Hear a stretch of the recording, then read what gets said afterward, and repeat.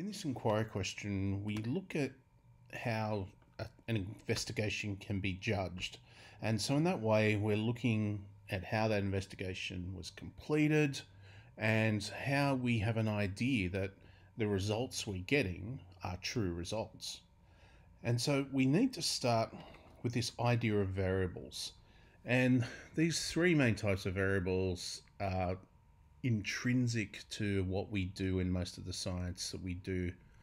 And so we're first of all talking about the independent variable, so one that's changed in an investigation, and that's what we're deliberately changing. We have the dependent variable, and it's the one that changes in response to the independent variable. So essentially what you've got there is that the independent variable is what you change, and the dependent variable is what you're measuring to see the effect of that change. Now, that's a really important part in all scientific processes, that we have a very clear independent variable, we have a very clear dependent variable. It's also really important that everything else needs to be kept the same. So that's what we refer to the controlled variables. So you can go back to a really simple example, such as one of the early experiments you would have done in high school, which is just boiling water and measuring the temperature change. And so if you're doing that to have a perfectly good and valid scientific investigation, the one thing you're changing is the amount of energy, the amount of heat going in there. You don't change other things, you just keep that the same. What you're measuring is the temperature. Now everything else has to stay the same. So you have the same size beaker every time you do it. You have the same volume of water every time you do it. You try and keep the water at the same temperature every time you do it.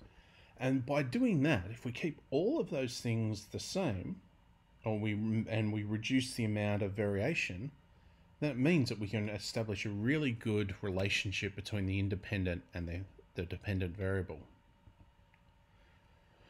Another really important thing here is this idea of sample selection and sample sizes. Now, one of the things there, in sort of using that same example of the boiling water, in general, you're measuring a temperature every minute or so. You're probably not going to be measuring that temperature every second. You might maybe measure it every 10 seconds, every 30 seconds. And so what you've got to do is have a think about when the amount of data you're collecting, does it allow you to actually get some valid results out of that? Also as well, you might be not doing a controlled experiment. You might be doing a survey, you might be doing some field work. Common example, doing a quadrat in biological studies, so trying to find the sample or the types of living creatures that are in a sample, and you might do your school oval. Now, you might say, well, I'll do 10 quadrats. Some person might say, I'll just do one and average it all out. Now, if that one you're doing is, say, the goalposts, where normally a lot of people are running around, you might find it's all dirt. So that's what you've got to consider there. Are you taking enough samples to get valid data, or are you taking too many just so it gets really complicated? Also, when you are doing your investigation, is the equipment you're using relevant to it? So if you are those two examples there, the boiling water and the quadrats, you wouldn't do a boiling water apparatus out in the middle of the oval to measure the variation in numbers of living creatures out there. Also, is the equipment available to you? You might think, well, I'm going to do something on subatomic particles. Is the Large Hadron Collider available for me? It probably isn't. Also, that would be really expensive. And that's a really important thing there. Like, a lot of students have done their student research project or a science fair type thing. And, can you get the materials? Are the materials reasonably priced? Because if you're just doing an investigation by yourself, you don't want materials that are going to cost you a huge amount of money. Now, also, is there any risk in using them? And are you familiar with using them? So if you're using equipment or materials that you've never used before, are you going to be able to actually use them reasonably well? And as we said there, the Large Hadron Collider is not readily available. It's it is the world's most expensive scientific experiment, and you have to work your way up the scientific ladder to get there, and it's pretty big. Now, of course, as well, a really important thing in a lot of scientific ideas is the ethics. And ethics, in general, like ethics is a philosophical term, and philosophers sometimes disagree on how to define this stuff here. But essentially, what we're looking about here in ethical things with science is anyone going to be harmed? And most of the ethics deals with biological experiments, and particularly in microbiology and stuff like that. The one thing is that ethics is included in a lot of other stuff there. The Large Hadron Collider we just talked about there, they did a risk assessment, and their risk assessment said that there was an infinitesimally small chance that when the Large Hadron Collider was turned on, that it would create an artificial black hole which would consume the solar system, or something along those lines there. And of course, one of the things there, they said infinitesimally small. We don't think it'll happen, but it's possible there. But again, most of this comes down to biological investigations. And so you've got here this idea that if you are doing, say, a drug trial, that the people doing the drug trial can feel that their data is going to be held securely. So it's going to be confidential. So, there's plenty of experimental drugs for cancer. One of the biggest ones in the last 40 years has been something like AIDS and HIV, or any autoimmune diseases, anything like that there. And a lot of people, particularly if you're doing something like the AIDS research, probably don't want out in the general community. Well, I've got HIV and AIDS, and I'm undergoing treatment. Also, any person or any living creature involved is treated humanely. And this is a really important thing there, particularly up to about 30, 40 years ago. Most drug trials had to go through animal testing. They don't anymore, or it's very rare for them to go through that there. And so the first question there to ask is, well, if there are animal subjects, do they suffer? And it's a really important thing there, particularly because we are talking about mammals with fairly evolved central nervous systems. And the idea of cruelty is not necessarily something people want to promote. Also, who's going to get the data? And this is becoming a very, very huge issue in the world of big data at the moment, where a lot of data gets thrown together in giant metadata sets. And who gets access to that? If you've signed up for a COVID trial, so the people who started the COVID trials in 2020 for the vaccines, who gets that data? Or more importantly as well, is your name attached to that data? And of course, does the investigation harm anyone? And also, do people know what the potential risks are?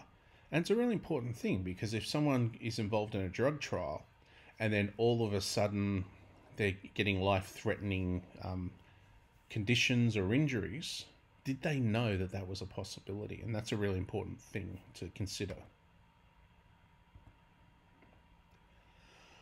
The other thing there as well is that, is your investigation achievable in a time frame? Now, for most of school-age people doing investigations, your time frame is probably a few weeks or maybe a couple of months. Things like the Large Hadron Collider had a time frame of a couple of decades, and so that was achievable because of a lot of international cooperation. And so, look, can you actually do what you want to do in that time period? Can you get the results? A common thing for a lot of students to do with a research investigation is, I'm going to see the effect of something on a plant. Now, if you're doing that in the middle of winter, unless you've got a greenhouse or you've got some way of sustaining some warmth and something in there, most plants don't grow well in winter. Some plants may take months, may take years to grow. is that a reasonable time period for your investigation? Now, of course, the other thing as well is when you look at the history of science has got a lot of names. Everyone can remember Newton, everyone can remember Einstein, Galileo. These were scientists who generally worked individually. And that's the way science worked for a very, very long time. However, and so we've got the condition here, up until the 20th century, as we said there, most of it was done by individuals. We did have in the late 19th century, so in the late 1800s going into the early 20th century, people started working together. So you've got people like Ernest Rutherford, who's known for discovering that most of the atoms are empty space, but he also worked with research students, Geiger and Marsden, who did the experiment for him, and he analysed the results. So in that case there, you've got a team working together. And of course, most modern science, when we talk about things like the Large Hadron Collider, it is impossible for an individual to work on this. It's the world's largest scientific experiment, the world's most expensive scientific experiment. You don't even need just groups. You need international cooperation. Now, once your investigation is done, you then need to analyse your results. And so most cases, people will probably collect their results in data tables. What you need to do there is, data tables are good, but you need to actually manipulate that data or organise that data in a way that it's really clear to see something going on. And so in this case here, we've got a little graph here that's showing two treatments, I suppose we can call them. And so the red line is showing something happening without X, or without the treatment, and the blue line is showing what happens with the treatment. So in this case here, this graph would clearly show that whatever X is doing, it's actually having an effect. And so sometimes data as it's written in a table doesn't quite show that as well. Now, of course, once you've done all that, you've analysed your data, you've put it in a visual form, whether that's a graph or some other form, a diagram or something like that there. You need to explain what your findings mean. And so this is what we're probably doing in part of your discussion of an investigative report. And you can think about, have you answered your hypothesis? And so in a lot of cases, or most cases there, the hypothesis will be, what is the effect of one thing on another? And when you're explaining the relevance of your findings, do your results actually show that? Or do they show something else? Has it aided understanding? If your hypothesis has been answered, does it confirm your hypothesis? Does it confirm your idea? If it doesn't confirm it, has it changed the way people need to think about an idea? And of course, you also have to think about whether your methodology was working. And this is a really important thing there, that you may have done a small scale investigation, but does your investigation, can it be repeated? And that's a really important part of the scientific method, is that your methodology has to be able to be repeated. It needs to be confirmed by other scientists. And, as well, if you were going to do this again, if it was just a preliminary investigation, can you improve on that investigation? If you are going to do this again, what do you need to look at, or what can you do to improve? Or also, part of that there as well, when you're going on and they're talking about where there are potential problems and benefits. And so one of the things that people should be doing in their analysis of their investigation is saying, well, look, this is what we found, this is how we found it, this is the benefits to people. It may also be a case that there may be consequences, there may be bad things that can happen there. Also, can your in general just can your findings be applied to the real world? And if there are as well positives and negatives, is it overall a positive thing to know? And so one of your biggest examples there of this sort of balance act is, of course, Einstein's energy and mass equivalence formula, which essentially laid the foundations for the understanding of nuclear energy. And of course, you can talk about the fact that, well, this formula, Einstein was a well-known pacifist, didn't want to get involved in politics or wars or anything. And the only reason he did eventually get involved, as being a Jewish person in Germany, he was sort of targeted for some not very nice things, so eventually was able to go to the United States. When he was there, he did have this knowledge and knew that the German army was sort of looking at building bombs and things there. And so in that case there, this is a scientific idea, a scientific formula that has positives. Okay? Nuclear energy, nuclear medicine, there are many positives to it, but nuclear weapons are quite a big detriment, quite a big misuse, I suppose you can say that there. And so you need to weigh that all up, because while there has been a lot of issues with nuclear bombs, luckily there's only been 2 used in wartime, there have been countless other people who have actually had treatments from nuclear medicine, so have benefited from it. Now, of course, one of the last things you need to do as well is evaluate the validity. And so the term validity in an investigation is referring to whether you've actually measured your hypothesis. And depending on how big your investigation is, you might start at one point and end up somewhere else. If you end up somewhere else, you need to actually change your hypothesis, which is a perfectly valid thing to do in any scientific investigation. But when you look at an investigation of someone else's, which you might be asked to do the results, does the data actually measure the hypothesis? Does it support the hypothesis? Now, you also have there reliability. Now, reliability can be used in a few different ways there. So we've got 2 of them there. One is consistency of results.